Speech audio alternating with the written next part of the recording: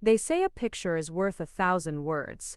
What they don't tell you is that sometimes those words can destroy lives, topple empires, and expose truths that powerful people would kill to keep buried. My mother thought she was simply erasing embarrassing memories when she threw my wedding album into the fireplace that cold December night. She had no idea she was destroying evidence that would have sent 3 people to prison and exposed a conspiracy that reached into the highest levels of our small town's government. But I'm getting ahead of myself. Before we jump back in, tell us where you're tuning in from, and if this story touches you, make sure you're subscribed because tomorrow, I've saved something extra special for you. My name is Helena Mitchell, and until 6 months ago, I was nobody special. The middle daughter in a family that worshipped success and despised anything that threatened their carefully constructed image of perfection. My older sister Amanda was the golden child, the Harvard graduate who married a senator's son and lived in a mansion overlooking the bay. My younger brother Marcus was the athletic prodigy, full scholarship to Duke, now playing professional baseball with a salary that made headlines. And then there was me, the one who studied photography at a state school, who married a mechanic, who lived in a 2-bedroom apartment above Mrs. Chen's flower shop on the wrong side of town. I should have known something was wrong when my mother insisted on hiring the photographer for my wedding. Helena Mitchell never did anything without an agenda, especially not something as generous as paying for professional wedding photography. At the time I was so grateful I didn't question it.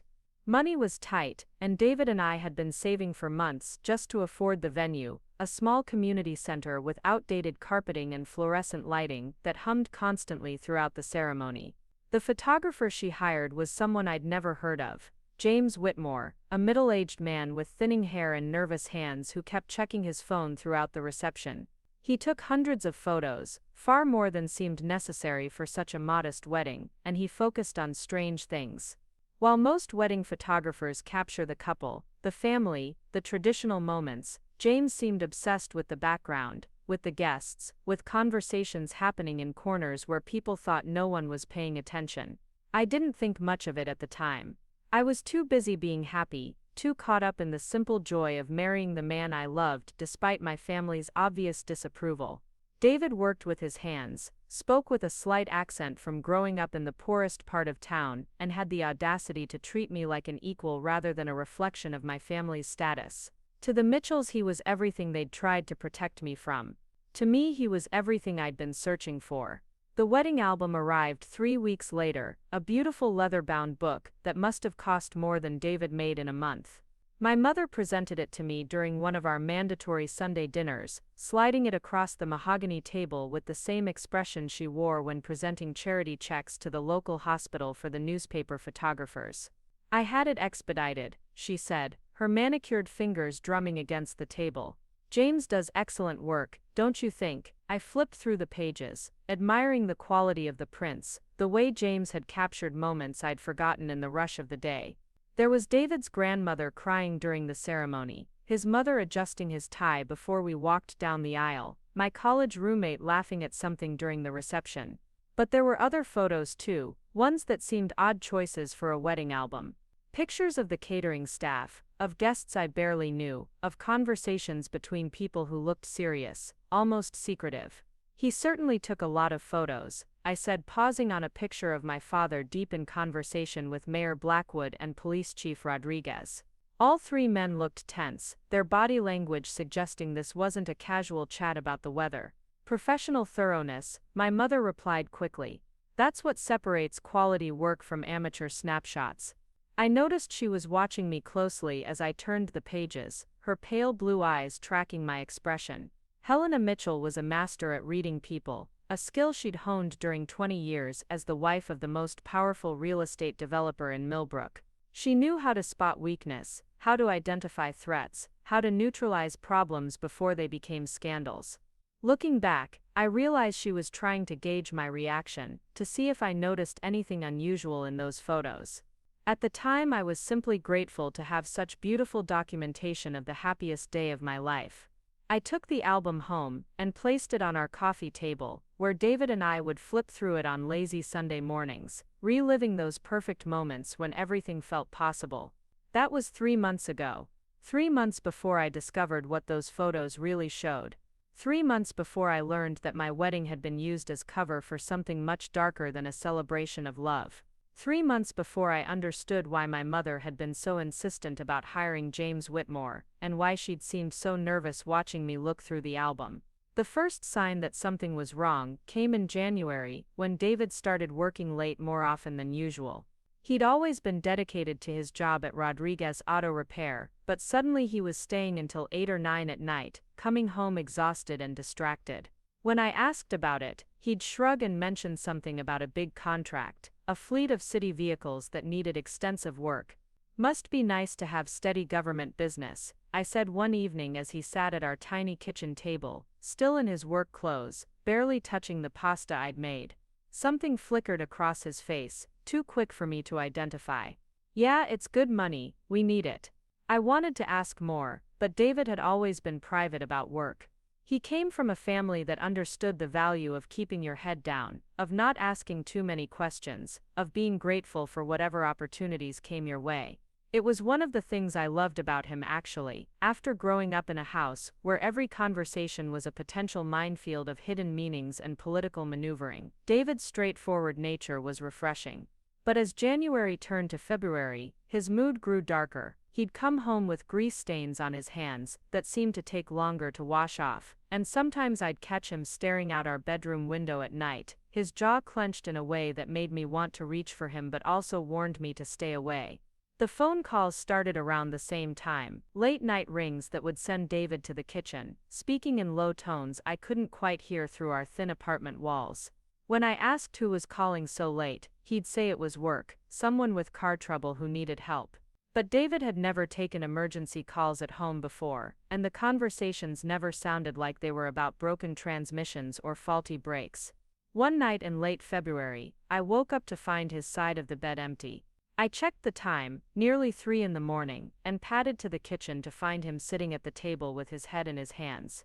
The wedding album was open in front of him, and he was staring at one of the pages with an expression I'd never seen before. Fear maybe, or guilt. Something that made my stomach clench with worry. "David, what's wrong?" He looked up, startled, and quickly closed the album.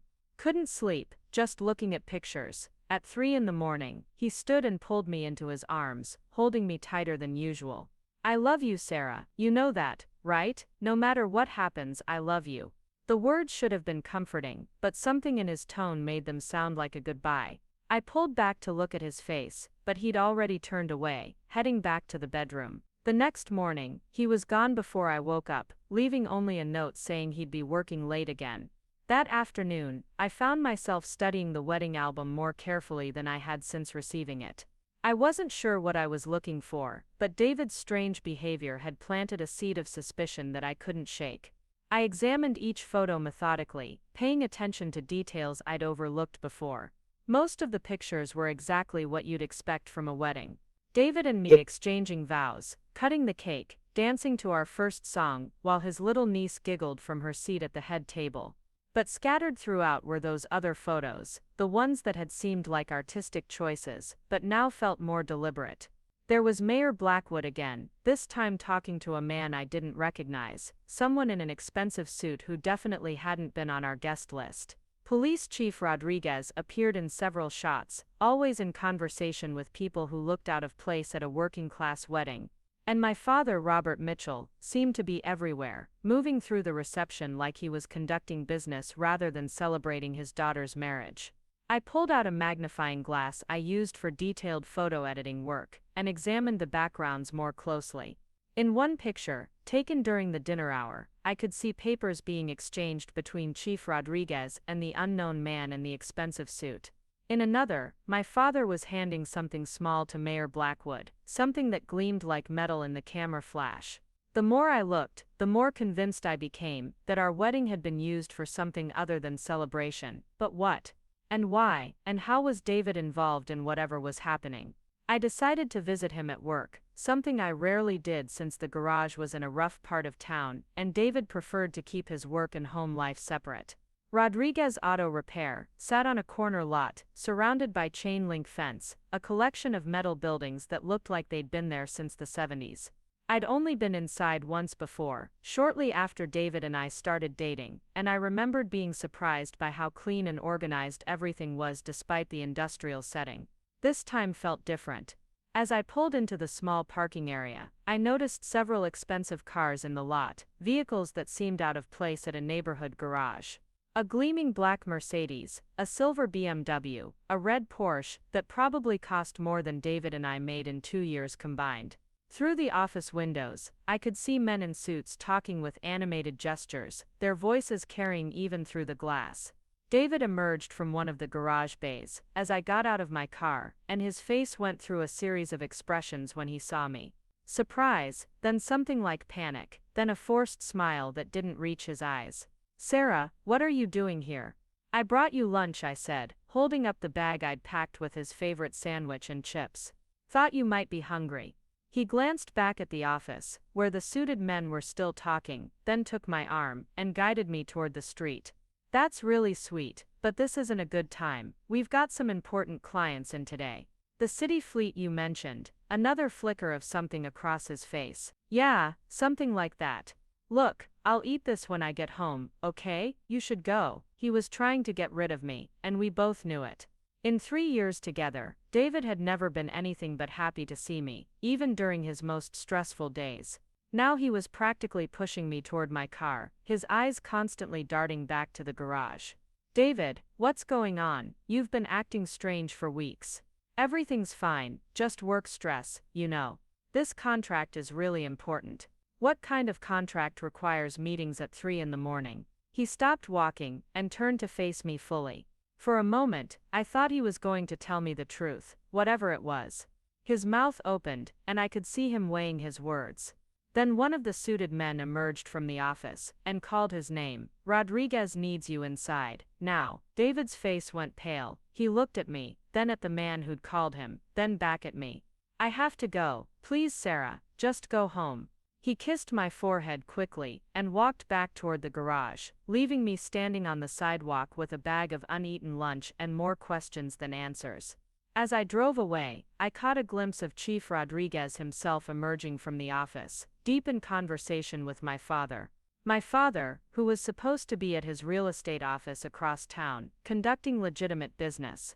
My father, who had no reason to be at David's garage unless something very unusual was happening. That night, David came home later than ever, nearly 11 o'clock, and he looked exhausted in a way that went beyond physical tiredness. He barely spoke during dinner, mechanically eating the reheated casserole I'd prepared, while staring at some point just over my shoulder. "I saw my father at your garage today," I said finally, unable to stand the silence any longer. David's fork stopped halfway to his mouth. "What? When I came to bring you lunch, he was there talking to Chief Rodriguez. You must have been mistaken." "David, I know what my own father looks like." He set down his fork and rubbed his face with both hands. "Sarah, please, can we just not talk about this?" "Talk about what? I don't even know what this is. And it's better that way." The words hung between us like a wall I couldn't climb. In 3 years together, we'd never had secrets from each other. We'd built our relationship on honesty, on the radical idea that two people could love each other without games or manipulation or hidden agendas. Now I was looking at a stranger wearing my husband's face, someone who was clearly involved in something he couldn't or wouldn't share with me. After he went to bed, I sat up with the wedding album again, this time with a notebook, writing down everything I could observe about the strange photos. License plate numbers visible in the parking lot shots. Names I could make out on name tags, or overheard conversations. Times and locations based on the lighting and backgrounds. What emerged was a pattern. The expensive suited strangers appeared in multiple photos, always in conversation with local officials. Money or small objects changed hands in several shots. And everyone involved looked serious, focused, like they were conducting business rather than attending a celebration. I started researching the people I could identify. Mayor Blackwood was up for re-election in November and had been facing criticism for his handling of city contracts. Chief Rodriguez had been mentioned in several newspaper articles about budget increases for the police department. My father's real estate company had been awarded several lucrative city development contracts in the past year. The pieces were starting to form a picture, but it was still too blurry to make out clearly. All I knew for certain was that something corrupt was happening, something that involved my husband, my father, and half the city government. And somehow, my wedding had been used as a cover for whatever it was. 3 days later, everything changed. I was at work, teaching a photography class at the community college, when my phone rang. The caller ID showed David's number, but when I answered, it wasn't his voice. "Mrs. Mitchell, this is Detective Barnes, with the state police. Your husband has been arrested." The world seemed to tilt sideways. Students were looking at me expectantly, waiting for instructions on the lighting exercise we'd been discussing, but I could barely remember where I was. "Arrested for what? I can't discuss the details over the phone. We need you to come to the station." I dismissed my class early and drove to the state police headquarters, in a haze of panic and confusion. Detective Barnes was a middle-aged woman, with kind eyes and a no-nonsense manner, who led me to a small conference room and closed the door. "Mrs. Mitchell, your husband has been charged with money laundering and conspiracy to commit fraud." Preparing and narrating this story took us a lot of time, so if you are enjoying it, subscribe to our channel. It means a lot to us. Now back to the story. He's part of an investigation we've been conducting for several months into corruption in Millbrook city government. That's impossible. David's a mechanic. He fixes cars. The garage where he works has been used as a front for laundering money from illegal city contracts. Your husband was responsible for creating false invoices and maintaining fraudulent records. I felt like I was floating outside my body listening to someone else's life being described. You're wrong. David would never do anything illegal. Detective Barnes opened a file folder and spread several photographs across the table. They were surveillance photos, grainy black and white images taken with a telephoto lens. David accepting envelopes from men in suits. David loading boxes into expensive cars. David sitting across from my father in what looked like a restaurant.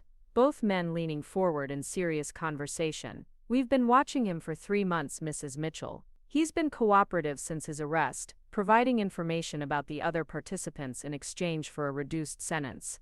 Other participants, your father for one, Mayor Blackwood, Police Chief Rodriguez, several city contractors and a few state officials. It's a wide-ranging conspiracy involving rigged bids, inflated contracts, and kickbacks totaling nearly $2 million. $2 million. The number was so large it felt abstract, meaningless.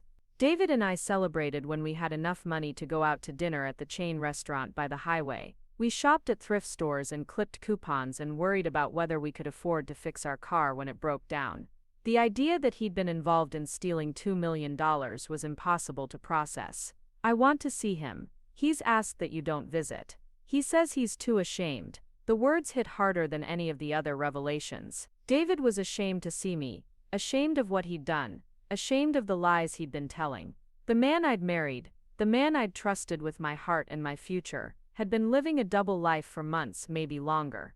"Mrs. Mitchell, I need to ask you some questions. It's possible you have information that could help our investigation even if you don't realize it." I answered mechanically, confirming dates and times, describing David's recent behavior, admitting that I'd noticed changes but hadn't understood their significance. Detective Barnes was gentle but thorough, and by the time she finished I felt empty, scraped raw by the revelation that my entire life had been built on lies. As I prepared to leave, she handed me a business card. "If you think of anything else, anything at all that might be relevant, please call me. And Mrs. Mitchell, I'm sorry. I know this is devastating." Devastating felt inadequate. Devastating was losing a job or having your car break down or getting a bad diagnosis from a doctor. This was something else entirely, something that reached into the core of who I thought I was and pulled everything apart. I drove home in a fog, barely seeing the familiar streets of my neighborhood. Our apartment felt different when I walked in, smaller somehow, like the walls had moved closer together while I was gone. David's coffee mug still sat in the sink from that morning, and his work boots were by the door where he'd left them. Everything looked the same, but nothing would ever be the same again. I called in sick to work and spent the next 2 days in bed, emerging only to use the bathroom or grab crackers from the kitchen when my stomach cramped from emptiness. The phone rang constantly, reporters who'd somehow gotten my number, friends and colleagues who'd seen the news. My mother calling every hour with updates she'd heard from her connections in city government. On the third day, Helena Mitchell appeared at my door with groceries in a determined expression. She let herself in with the key I'd foolishly given her months ago, and began organizing my kitchen like she was preparing for a siege. "You can't stay in bed forever," she said, not looking at me as she filled the refrigerator with items I hadn't asked for. "People are watching to see how you handle this." "I don't care what people think." "Well, you should. Your husband's mistakes don't have to define your future, but only if you manage this correctly." I stared at her, this woman who'd raised me to believe that image was everything, that perception was more important than truth, that the right strategy could overcome any scandal. Manage this. My husband is in jail, my father is probably going to be arrested, and my entire marriage was a lie. Exactly how do you suggest I manage that? She turned to face me fully, her perfectly applied makeup and styled hair making her look like she was prepared for a photo shoot rather than a family crisis. "You divorce David immediately, you cooperate fully with the investigation. You make it clear that you were an innocent victim in all of this." "I am an innocent victim, I know that, but you have to make sure everyone else knows it too. Your reputation, your career, your future, they all depend on how you handle the next few weeks." Her words felt like ice water in my veins. Even now, even in the middle of the worst crisis of my life, she was thinking about strategy, about damage control, about how to spin the narrative to protect the Mitchell family name. "What about David? What about him? He made his choices. Now you have to make yours." I wanted to argue, to defend my husband, to insist that there had to be some explanation that would make sense of everything. But the surveillance photos were burned into my memory, and the weight of months of lies sat heavy in my chest. David had made his choices, and one of those choices had been to lie to me every single day while putting both of our futures at risk. That evening, alone in our apartment, I opened the wedding album one more time. Now I knew what I was looking at. The suited strangers were representatives of the companies bidding on city contracts. The serious conversations were negotiations about kickbacks and rigged bids. The small objects being exchanged were probably USB drives or envelopes full of cash. My wedding reception, the happiest day of my life, had been used as a cover for a criminal conspiracy. I studied the photos with new eyes, seeing details I'd missed before. In one shot, David was visible in the background, talking to one of the suited men while I was busy cutting the cake. In another, my father was shaking hands with Mayor Blackwood, while Chief Rodriguez looked on approvingly. They'd used my wedding as their meeting ground, my joy as their camouflage, my trust as their cover. The next morning, I called a divorce attorney. The divorce papers felt heavier than they should have, the legal weight of ending a marriage condensed into 23 pages of clinical language. I sat in attorney Margaret Walsh's office, a woman my mother had recommended with the kind of enthusiasm that made me suspicious, and tried to focus on her explanations about asset division and spousal support. But my mind kept drifting to the wedding album sitting in my car, those damning photographs that had started to feel like evidence in a case I was only beginning to understand. Margaret was explaining something about protecting myself from David's legal liabilities when my phone buzzed with a text from an unknown number. The message was brief but chilling. "Stop asking questions or you'll end up like your husband." I stared at the screen, my hands trembling slightly as I read the words again. "Mrs. Mitchell, are you listening?" I looked up to find Margaret watching me with concern. Someone just threatened me. She leaned forward, her expression sharpening. "Show me." I handed her the phone, and she studied the message with the practiced eye of someone who'd dealt with intimidation before. "Have you been asking questions about your husband's case?" "Not exactly. I've been trying to understand what happened, looking through our wedding photos, trying to piece together how long this has been going on." Margaret handed the phone back. "My advice is to stop. Whatever your husband was involved in, these people clearly don't want attention drawn to it. File this with Detective Barnes, and then focus on protecting yourself legally." But I couldn't stop. The threat only confirmed what I'd suspected, that the corruption went deeper than David's arrest had revealed. Someone was worried about what I might discover, which meant there was more to discover. After leaving the attorney's office, I drove to the Millbrook Public Library, a squat brick building that had been my refuge during high school when home felt too suffocating. The reference librarian, Mrs. Patterson, remembered me from my teenage years and seemed genuinely happy to help when I explained I was researching local government contracts for a photography project. I spent the next 4 hours digging through public records, city council meeting minutes, and newspaper archives. What I found painted a picture of systematic corruption that made David's role seem almost minor by comparison. Over the past 2 years, dozens of city contracts had been awarded to the same small group of companies, often with bids that were suspiciously close in price. The winning companies frequently had connections to people who'd been at my wedding reception. Sterling Construction, owned by the man in the expensive suit I'd seen talking to Mayor Blackwood, had won 6 major contracts worth over $800,000.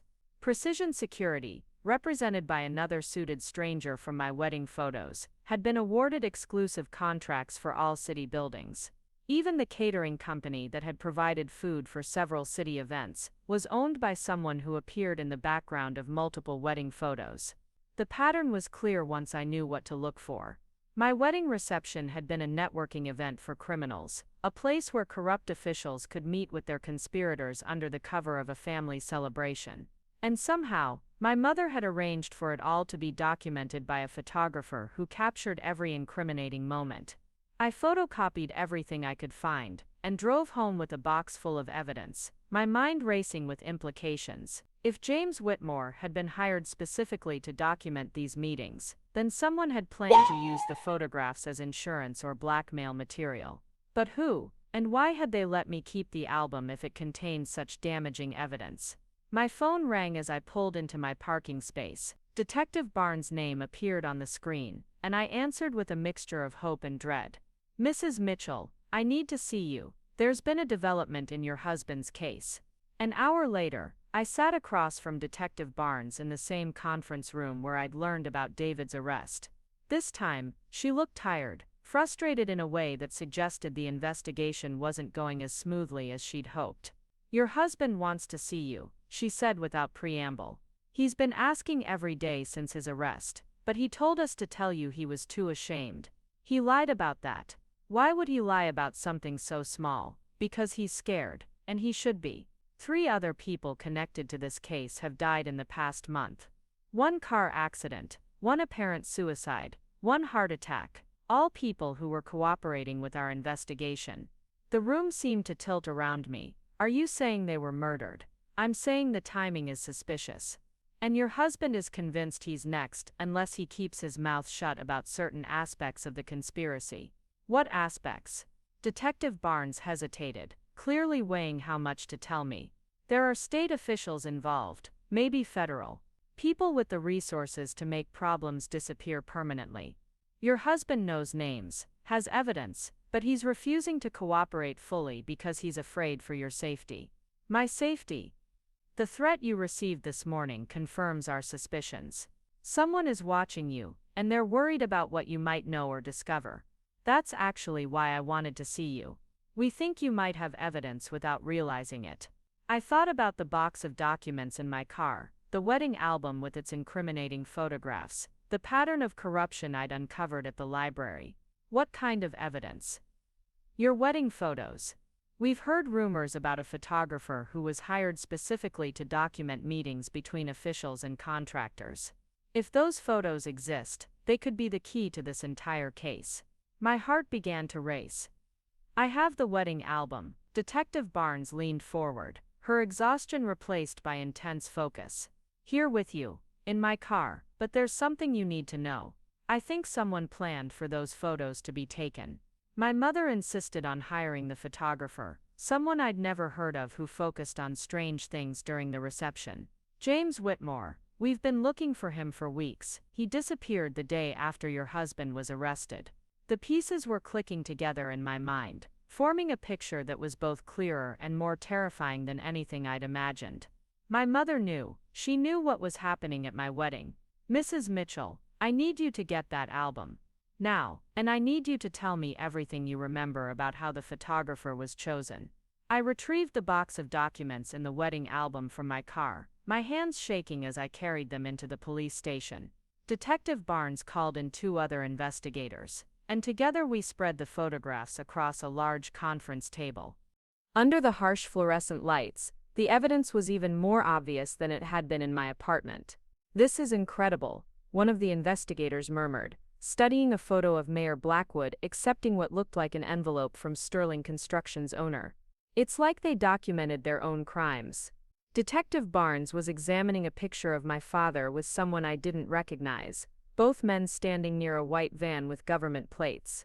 "Mrs. Mitchell, do you know who this is?" I studied the photo. "I've never seen him before. He definitely wasn't invited to the wedding. That's State Procurement Director William Hayes. He controls billions in state contracts. If your father was meeting with him, this goes much higher than we thought."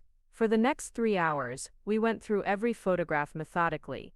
The investigators identified people I'd never heard of, officials from state agencies, contractors from other cities, even what appeared to be federal employees based on their credentials visible in some shots. My small-town wedding reception had hosted a convention of corrupt officials from across the region. The most damning photos were the ones I'd barely noticed before. Images of documents being exchanged, handshakes that looked more like business deals than social pleasantries, license plates that the investigators immediately ran through their databases. One photo showed my father handing a small device to Chief Rodriguez, something that looked like a flash drive or encrypted phone. "We need to bring your mother in for questioning," Detective Barnes said finally. "She clearly knew this was happening. The question is whether she was a participant or just providing cover."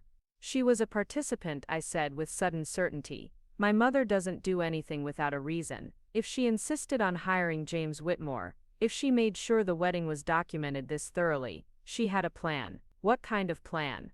I thought about Helena Mitchell, about her obsession with control and image management, about the way she'd maneuvered our family through countless social and business situations over the years. Insurance. She was creating evidence she could use if she needed leverage over these people.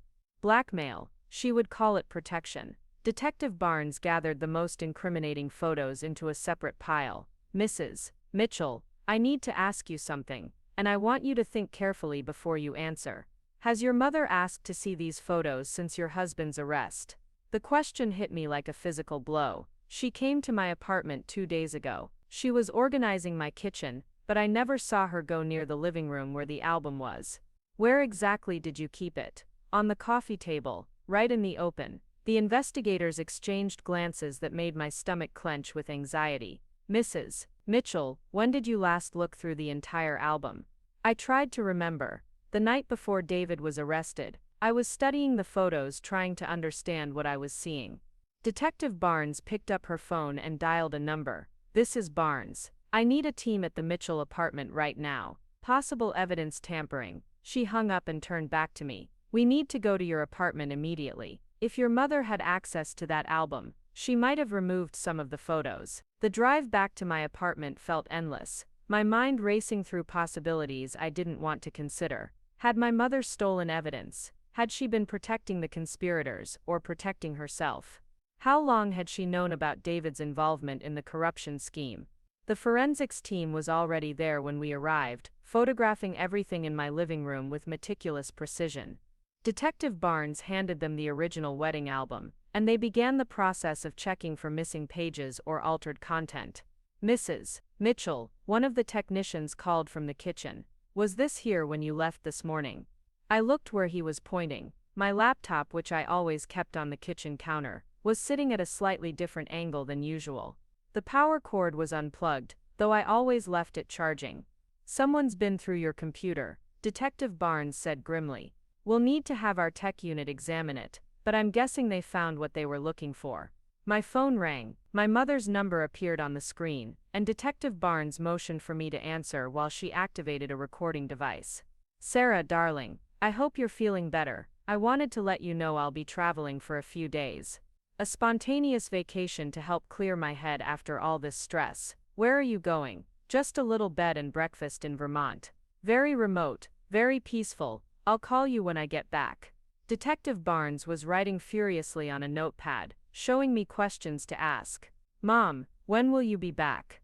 "Oh, I'm not sure. A week, maybe 2. I need time to process everything that's happened." "What about Dad's situation? Don't you want to be here to support him? There was a pause that lasted too long. Your father is a grown man, Sarah. He'll handle his own problems.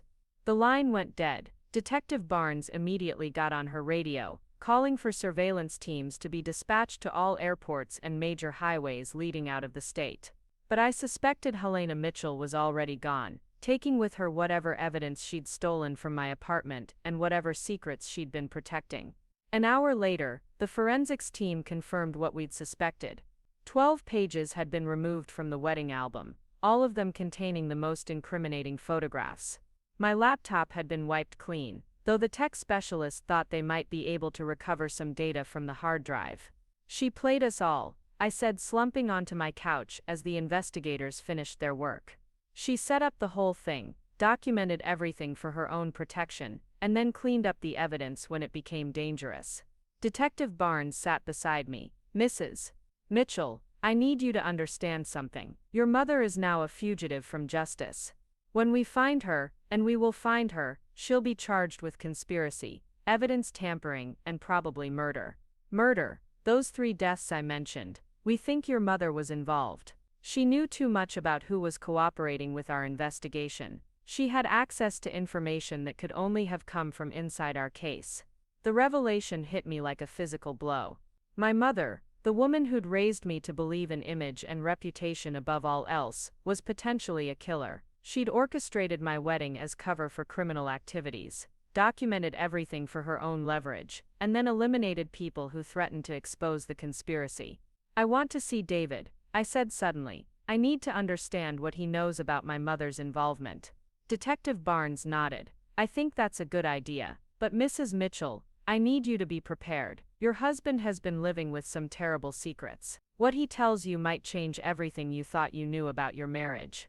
The drive to the county jail was silent, except for the radio chatter as law enforcement agencies coordinated their search for Helena Mitchell. I stared out the window at the familiar streets of Millbrook, wondering how many of the buildings we passed housed businesses involved in the corruption scheme. How many of the people walking on the sidewalks were connected to the conspiracy that had destroyed my life?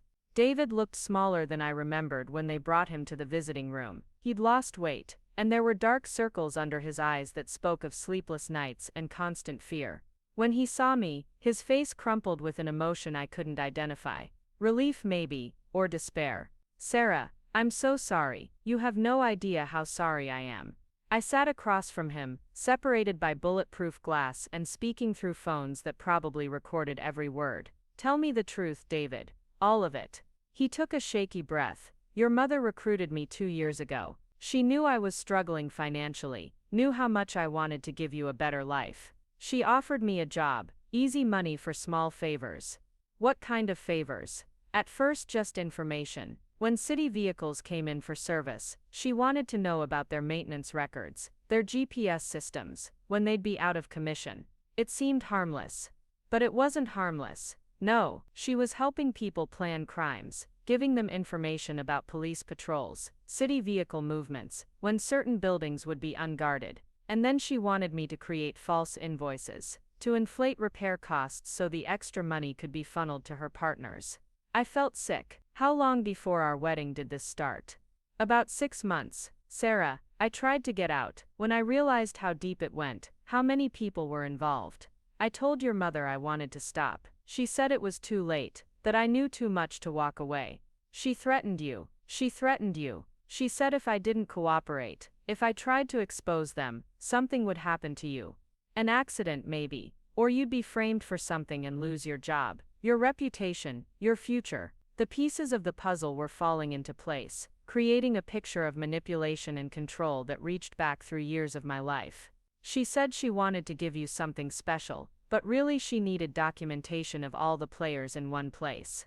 She was building a database of everyone involved, creating leverage she could use to protect herself. Protect herself from what? David's expression grew even darker. The people above her. Sarah, your mother wasn't running this operation. She was just a facilitator, someone who could bring together local officials and state contractors and federal employees. But there are people higher up the chain, people who don't leave loose ends, like the 3 people who died. Your mother ordered those deaths. She told me herself. Said it was necessary to protect the organization, but I think she's scared now, scared that she's become a loose end herself. I stared at my husband through the scratched glass, trying to reconcile this information with the man I'd thought I married. Why didn't you tell me? Why didn't you come to me for help? Because I love you, he said simply. Because I knew if you found out you'd try to help, and that would put you in danger. I thought I could handle it, thought I could find a way out that would protect both of us. Instead, you put us both in danger. I know, and I'll regret that for the rest of my life.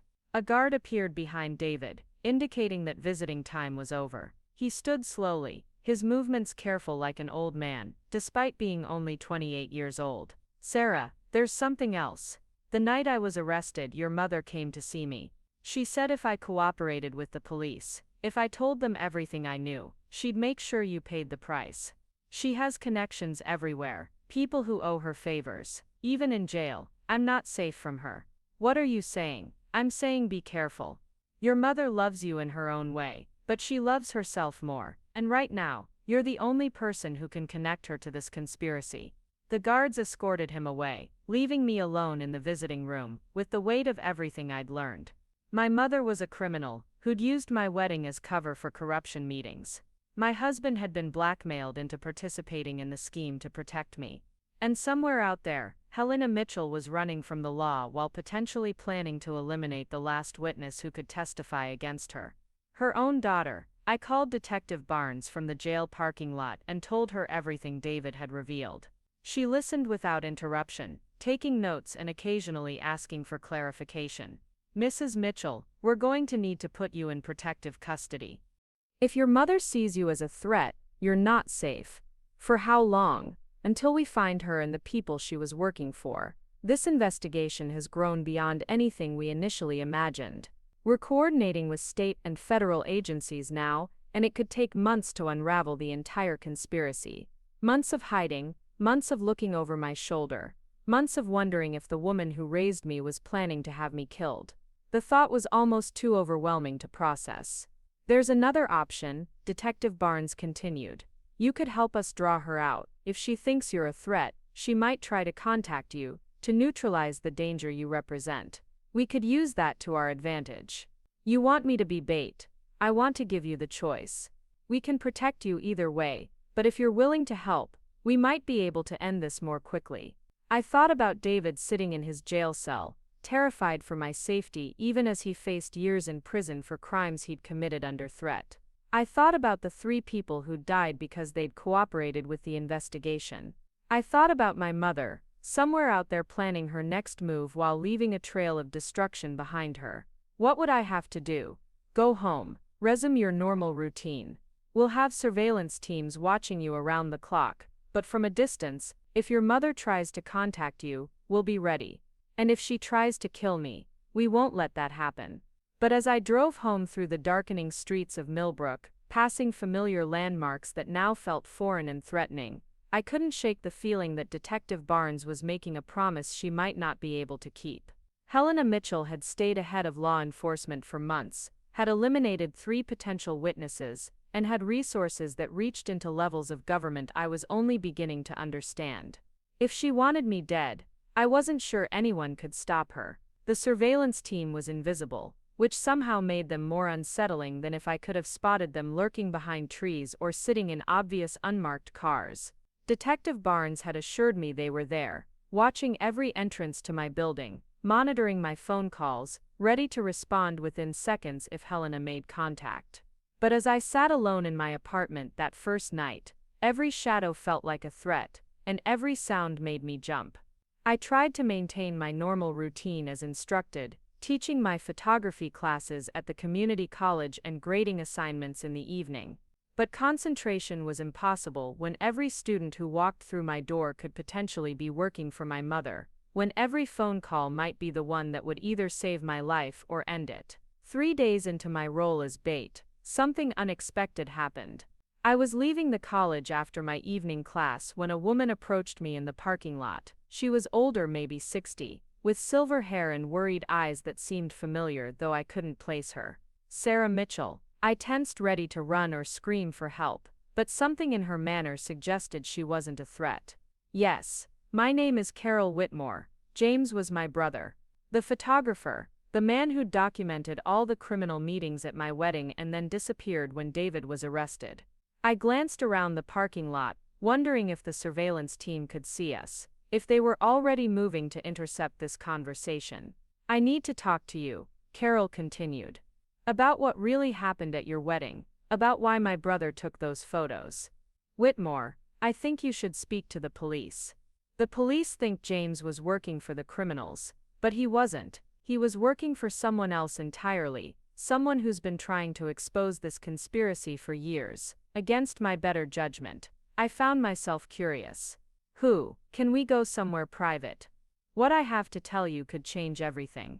I should have called Detective Barnes immediately. I should have walked away and let the professionals handle whatever Carol Whitmore wanted to reveal. Instead, I found myself agreeing to follow her to an all-night diner on the outskirts of town, a place where truckers and late-shift workers gathered over coffee and pie. Carol chose a booth in the back corner, positioning herself where she could watch the entrance. She ordered coffee with shaking hands and waited until the waitress was gone before speaking. My brother wasn't a real photographer. He was an accountant who worked for the state auditor's office. 3 years ago, he discovered irregularities in contract payments, millions of dollars being diverted from legitimate projects into shell companies. He was investigating the corruption. He was building a case, but every time he tried to present evidence to his supervisors, the investigation would mysteriously disappear or be reassigned to someone else. He realized the corruption went all the way to the top of state government. I wrapped my hands around my coffee cup, using the warmth to steady my nerves. So he went undercover. He started documenting everything himself, gathering evidence that couldn't be ignored or buried. When he learned about your mother's role in coordinating meetings between officials and contractors, he saw an opportunity. My wedding. Your mother needed someone to photograph the event, and James volunteered through a fake photography business he'd created. She thought she was hiring him to document the meetings for her own protection, but really he was gathering evidence for the state attorney general. The revelation hit me like a physical blow. You're saying my mother didn't know James was investigating her? Not until after your wedding. When the state police started making arrests based on James's evidence, she figured out what had happened. That's when he disappeared. Where is he now? Carol's face crumpled. Dead. They found his body yesterday in a motel room 2 states away. The local police are calling it suicide, but James would never have killed himself. He was too close to bringing down the entire network. I felt sick thinking about the mild-mannered man who'd wandered through my wedding reception with his camera, risking his life to document crimes while I danced and celebrated in ignorance. What evidence did he gather? Everything. Photos, audio recordings, copies of financial documents. He recorded conversations between your mother and state officials, documented cash payments, even captured some of the murders being planned. Murders. The 3 people who died weren't killed because they were cooperating with Detective Barnes's investigation. They were killed because James had evidence of their involvement, and your mother was eliminating witnesses before the state attorney general could use them. My phone buzzed with a text message. Unknown number again, but this time the message was longer. Your new friend isn't who she claims to be. Get out now or join your photographer friend. I showed the message to Carol, whose face went pale. They're watching us. Who's watching us? I don't know, but we need to leave. Separately. Don't go home tonight. Mrs. Whitmore, if you have evidence that could help the investigation, you need to turn it over to the police. I can't trust the police.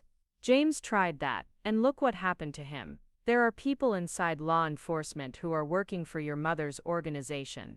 She stood abruptly, pulling a business card from her purse. If you want to see James's evidence, if you want to know the truth about how deep this goes, call this number tomorrow. But be careful who you trust. Your mother has people everywhere. I watched her hurry out of the diner, leaving me alone with more questions than answers, and a growing certainty that I was in deeper danger than Detective Barnes had realized. If Helena really had people inside the investigation, then the surveillance team protecting me might include someone working for her. I called Detective Barnes from the diner parking lot, telling her about Carol Whitmore and the new threat I'd received. Her response was immediate and alarming. "Mrs. Mitchell, we don't have any record of a James Whitmore working for the state auditor's office. And the photographer who worked your wedding was definitely working for your mother, not against her." But Carol showed me identification. She knew details about the wedding photos that only someone connected to James would know. "Where are you right now?" I told her about the diner, about Carol's claims regarding her brother's evidence. Detective Barnes was quiet for a long moment before responding. "Mrs. Mitchell, we think you're being played. Someone is using you to draw out information about our investigation, to find out how much we know and what evidence we have. You think Carol Whitmore was lying. I think Carol Whitmore might be working for your mother. Think about it. She approaches you with a story designed to make you distrust law enforcement, to make you think the investigation is compromised. Then she offers to show you evidence that supposedly proves your mother's guilt, evidence that conveniently requires you to meet with her again." The manipulation was so obvious once Detective Barnes pointed it out that I felt stupid for falling for it. But the encounter had revealed something important. Helena was getting desperate enough to send someone to approach me directly, which meant she was running out of options. What do I do now? Go home. Act like nothing happened. If Carol Whitmore contacts you again, play along but call us immediately. We're going to use this to our advantage. I drove home through empty streets, checking my mirrors constantly for signs of surveillance, both the protective kind and the threatening kind. My apartment felt different when I walked in, though I couldn't identify what had changed. A sense of violation maybe, or the lingering presence of someone who'd been there while I was gone. I checked the locks, examined the windows, looked for any sign that someone had entered while I was meeting with Carol Whitmore. Everything appeared normal, but the feeling persisted. I was being watched, studied, evaluated by people who wished me harm. The next morning brought a call from Carol Whitmore, just as Detective Barnes had predicted. She wanted to meet again, this time at a storage facility where she claimed James had hidden his evidence. The location was perfect for an ambush, isolated and full of places where someone could hide. I agreed to meet her, then immediately called Detective Barnes to coordinate the trap we were setting. The surveillance team would position themselves around the storage facility before I arrived, ready to apprehend whoever was working with Carol to eliminate me. But when I arrived at the storage facility, Carol was nowhere to be found. Instead, I found a note taped to the unit she'd specified, written in handwriting I recognized, despite not having seen it in months. "Sarah, by the time you read this, I'll be long gone. I know you've been working with the police, and I understand why. You think I'm a monster, a criminal who used your wedding for my own purposes. You're not wrong, but you're not entirely right either. Everything I did was to protect our family, to ensure that you and your father and even Celestine would have secure futures. The money I helped redirect from city contracts, it's sitting in accounts that will provide for all of you long after I'm gone. I never wanted you to know about any of this, never wanted you to be touched by the ugliness of what I had to do. But David's arrest changed everything, forced me to accelerate plans I'd hoped wouldn't be necessary for years. I'm leaving the country tonight. The people I worked with think I'm a liability now, and they're probably right, but before I go, I need you to know that I love you more than my own life, and everything I did was for you. There's a safe deposit box at First National Bank, Box 347. The key is taped under your kitchen sink. Inside you'll find enough money to start over anywhere you want, and documents that will clear David of the most serious charges against him. Use them wisely, forget about me, forget about this place, and build the life you deserve. Love always, Mom." I stood in the empty storage facility, holding the note, and trying to process the mixture of love and manipulation it contained. Even in her goodbye, Helena was trying to control my future, to make me complicit in her crimes, by accepting money that had been stolen from taxpayers. My phone rang, Detective Barnes' number appeared on the screen, and I answered with hands that shook with anger rather than fear. "Mrs. Mitchell, we have a problem. We just received intelligence that your mother boarded a flight to Switzerland 3 hours ago. She's gone. I know, she left me a note." I read the note aloud. hearing Detective Barnes curse softly as I described Helena's final attempt to buy my silence and complicity. "Mrs. Mitchell, you cannot access that safe deposit box. Whatever's in there is evidence in a federal investigation now. I don't want her money. I never wanted any of this. I know, but we need that box intact until we can get a warrant to search it. Can you bring us the key?" I drove to my apartment one last time, knowing I'd never live there again, regardless of how the investigation concluded. The place felt contaminated now, tainted by the knowledge that Helena had been there, watching me, planning my future according to her twisted logic.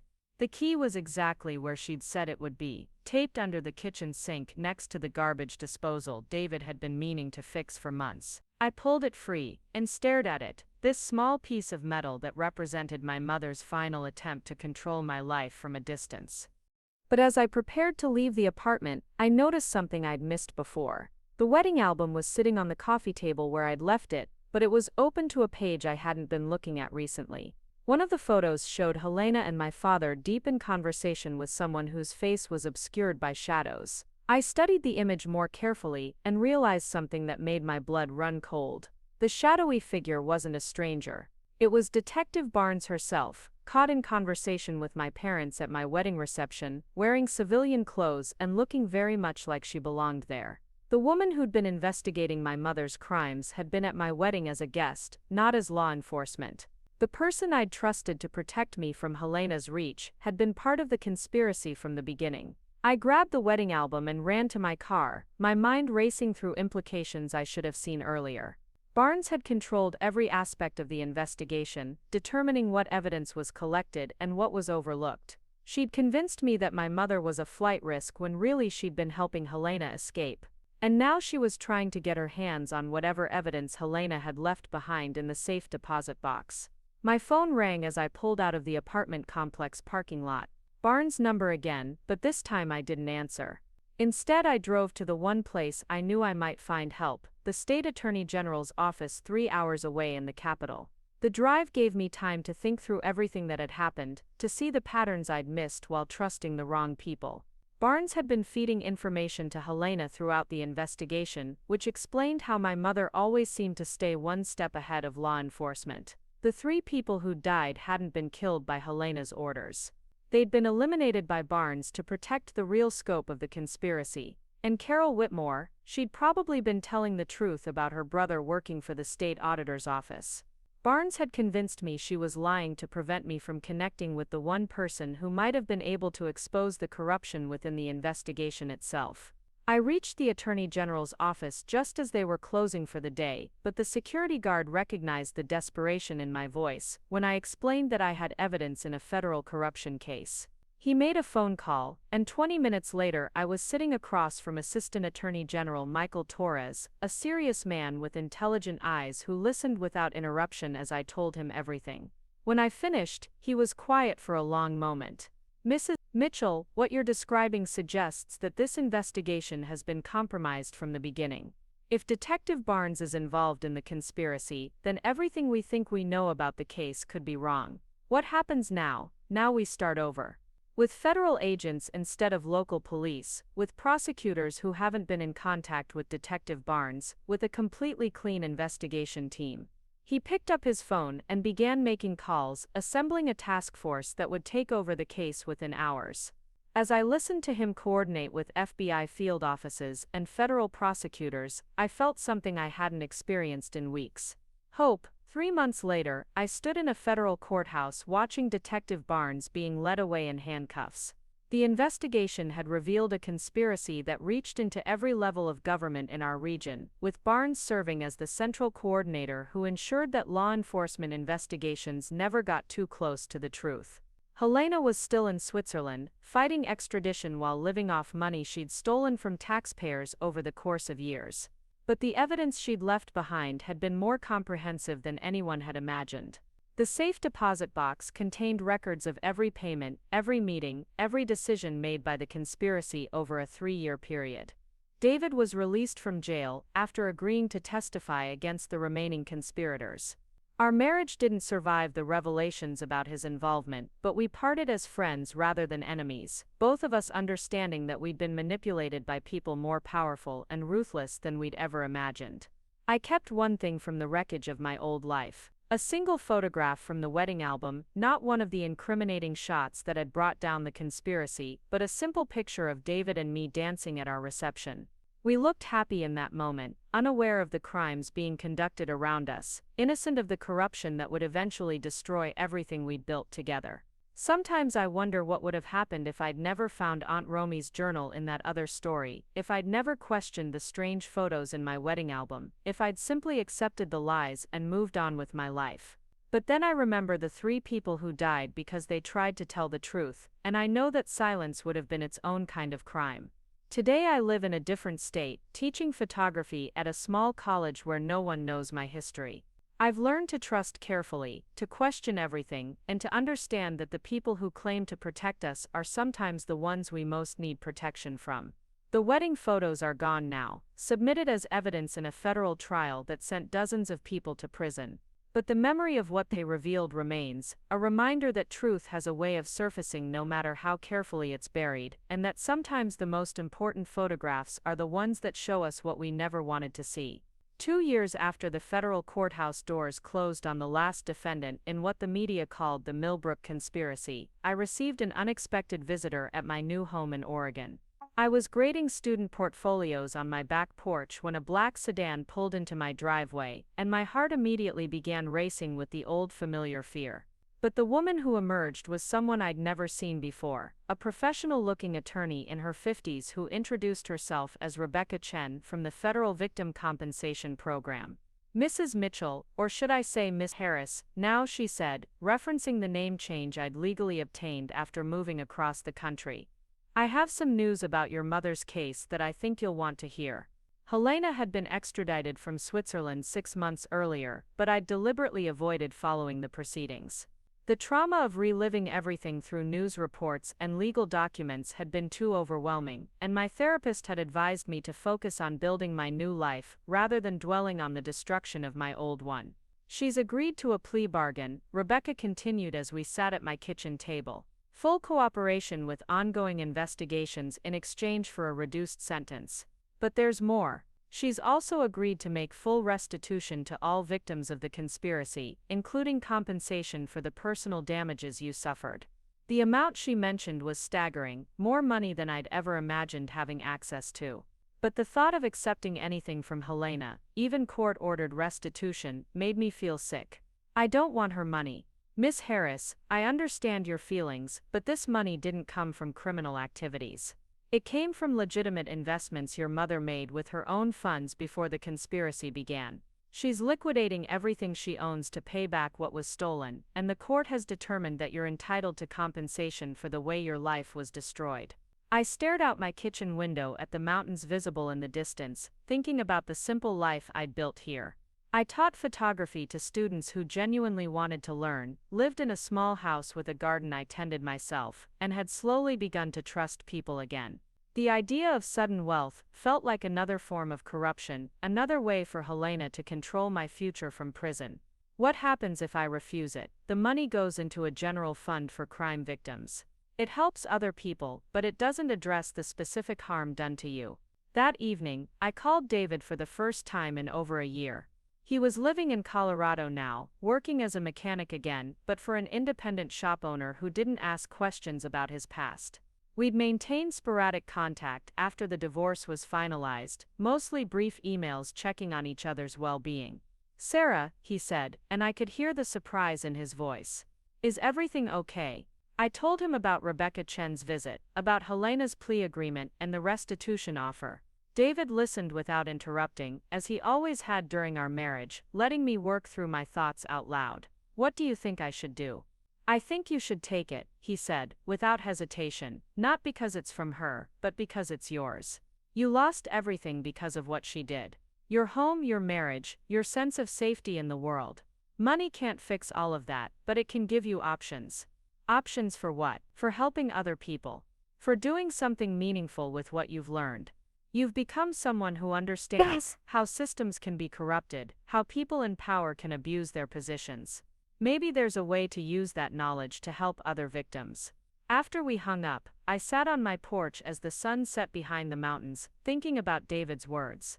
For 2 years, I'd focused on healing, on rebuilding my ability to trust and feel safe in the world. But maybe it was time to consider how I could use my experience to help others who'd been betrayed by the people and institutions they'd trusted.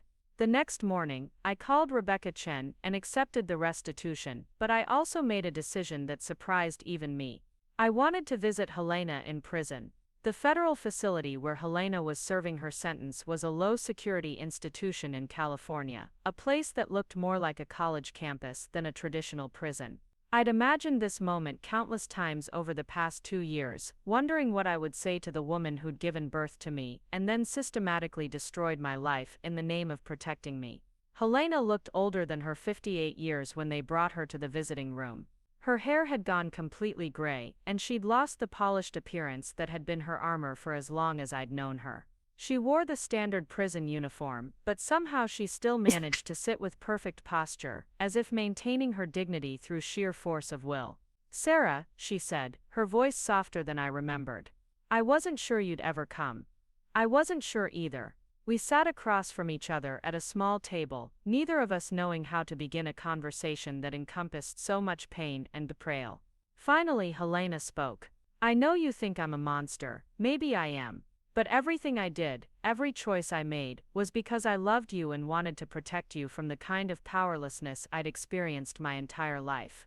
Protect me by stealing money, by having people killed, by destroying my marriage, by ensuring you'd never be dependent on anyone else's whims for your survival. Do you know what it's like to watch your daughter marry someone who can barely support her, to see her living in poverty when you have the power to change that?"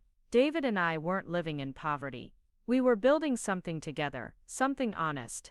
Helena's laugh was bitter. "Honest poverty is still poverty, Sarah. I grew up with parents who worked their entire lives and died with nothing to show for it, except medical debt. I married your father because he represented security, and I spent 30 years making sure our family would never be vulnerable the way my parents were. So you decided to become a criminal. I decided to become powerful. The criminality was just a tool, a means to an end." I stared at this woman who'd raised me, trying to understand how someone could rationalize so much destruction in the name of love and protection. What about the people who died? How do you rationalize that? For the first time, Helena's composure cracked slightly. I told myself they were necessary sacrifices. People who would have brought down everything I'd built, who would have sent your father to prison and left you with nothing. But you're right to judge me for that. Those deaths are on my conscience every night. Is that why you agreed to the plea bargain? Guilt? I agreed to the plea bargain because I'm dying. The words hit me like a physical blow. What? Pancreatic cancer. Stage 4. The doctors say I have maybe 6 months, probably less. I wanted to make sure the restitution was settled before I die, wanted to know that you'd be taken care of. I felt a strange mixture of emotions. Grief for the mother I'd once thought I had, anger at this final manipulation, confusion about whether Helena was telling the truth or using a fake cancer diagnosis to gain my sympathy. Even now, even facing death, you're still trying to control my future. Yes, she said simply. Because I'm your mother, and that's what mothers do. Even the terrible ones. I left the prison that day with more questions than answers, but also with a strange sense of closure. Helena was still manipulative, still convinced that her way was the only way, but she was also a broken woman facing the consequences of her choices. The anger I'd carried for 2 years didn't disappear, but it transformed into something more complex, a mixture of grief and pity, and exhausted forgiveness. 3 months later, I received a call from the prison chaplain. Helena had died in the medical facility, alone except for the staff who'd cared for her during her final weeks. She'd left me a letter, her final attempt to explain herself, and perhaps to seek the forgiveness she knew she didn't deserve. The letter was vintage Helena, articulate and manipulative, and heartbreaking all at once. She wrote about her childhood poverty, about the powerlessness she'd felt as a young woman in a world controlled by men, about the gradual corruption that had started with small compromises and escalated into the conspiracy that destroyed so many lives. But she also wrote about me, about watching me grow up and fearing that I was too trusting, too willing to believe the best in people, too vulnerable to the kind of manipulation she'd perfected. In her twisted logic, she'd been trying to teach me to be harder, more cynical, better able to protect myself in a dangerous world. I know you'll never forgive me, the letter concluded, but I hope someday you'll understand that even my worst choices came from love. Use the money wisely, Sarah. Use it to build something better than what I created. I kept the letter but didn't respond to it. Helena was beyond the reach of my forgiveness or condemnation now, and I needed to focus on what came next, rather than what had already been destroyed. With the restitution money, I established the Truth and Accountability Foundation, a nonprofit organization that provided legal and financial support to whistleblowers and corruption victims. Our first case involved a city clerk in Nevada, who discovered that her mayor was embezzling funds meant for senior services. Our legal team helped her navigate the reporting process safely, and our financial support ensured she didn't lose her home while the investigation proceeded. David joined the foundation 6 months after Helena's death, bringing his mechanical skills and his first-hand understanding of how working-class people could be pressured into participating in corruption schemes. We worked together again, but as colleagues and friends rather than husband and wife. Both of us changed by what we'd experienced, but determined to use that change for something positive. The foundation grew slowly but steadily, attracting attention from journalists and other organizations working on government accountability issues. We helped expose corruption in 3 different states during our first year, always working carefully to protect the people brave enough to come forward with evidence. I kept one photograph from my destroyed wedding album, the one that had started it all. Not the incriminating pictures that had brought down the conspiracy, but a simple shot of the community center where David and I had exchanged vows. It reminded me that even in the midst of corruption and manipulation, genuine human connection was possible. Love could survive betrayal, trust could be rebuilt, and truth had a way of emerging, no matter how carefully it was buried. Sometimes I wondered what my life would have been like if Helena had chosen differently, if she'd been content with modest security, instead of pursuing power at any cost. But those thoughts were pointless now. The woman who'd raised me was gone, and the legacy she'd left behind was mine to transform into something worthy of the love she'd claimed, motivated her worst decisions. On quiet evenings in my Oregon home, I graded student work and planned foundation cases, and slowly rebuilt my ability to trust the world around me. The mountains outside my window reminded me that some things were permanent and beautiful and completely beyond human corruption. Helena had taught me to see the worst in people and institutions, but my students and foundation clients were teaching me to see the best again. The truth about the wedding photos had destroyed one life, but created another, and I was finally at peace with both realities. Power corrupts, but it doesn't have to be permanent. Betrayal wounds, but it doesn't have to be fatal. And sometimes the most important thing you can do with your pain is transform it into protection for someone else who needs it. Up next, you've got 2 more standout stories right on your screen. If this one hit the mark, you won't want to pass these up. Just click and check them out.